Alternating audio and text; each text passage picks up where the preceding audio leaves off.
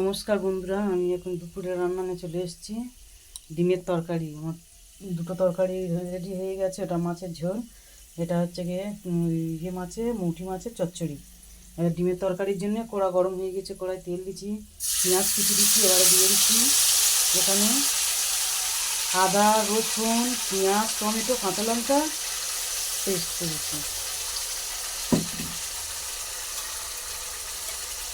দিয়ে দিলাম।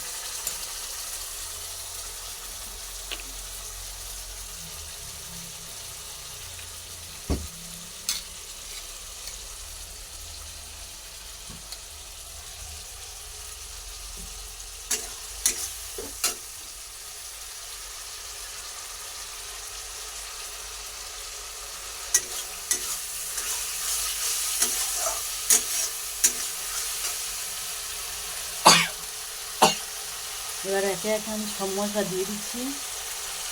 দিয়ে দিলাম হলুদ গুঁড়ো, তারপর দিয়ে দিলাম লঙ্কা গুঁড়ো। এটা কাশ্মীরি লঙ্কা গুঁড়ো, খালি কালার হওয়ার জন্য দিলাম। কাঁচা লঙ্কা তো দিয়েছি, তার জন্য ওটা কালার হওয়ার জন্য কাশ্মীরি লঙ্কা গুঁড়ো দিচ্ছি।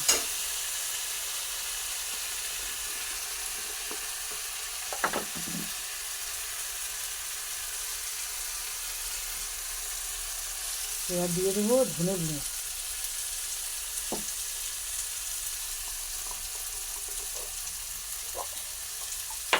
দিয়ে দিলাম জিরে গুঁড়ো,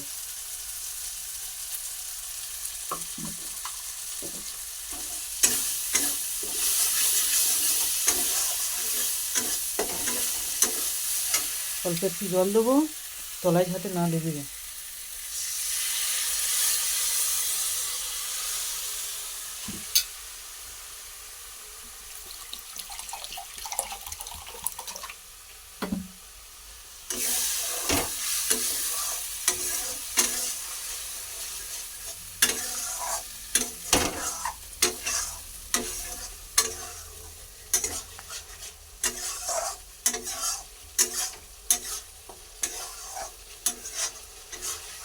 করলে দিয়ে আমার এখানে দুরকম তরকারি হয়ে আছে।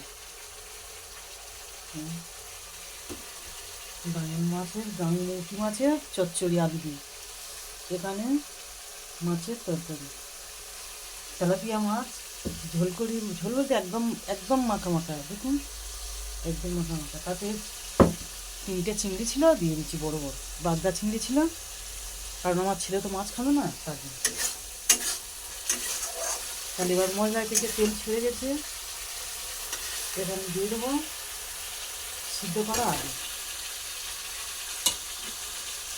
আমরা ভাই বাঙালি, সব তরকারি থেকে আলু, আলু না হলে আমরা খেতে পারি না।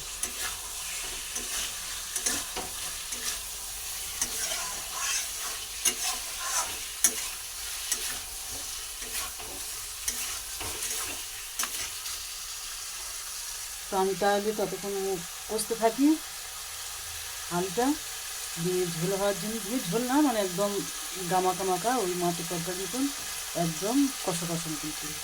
তো টাটা।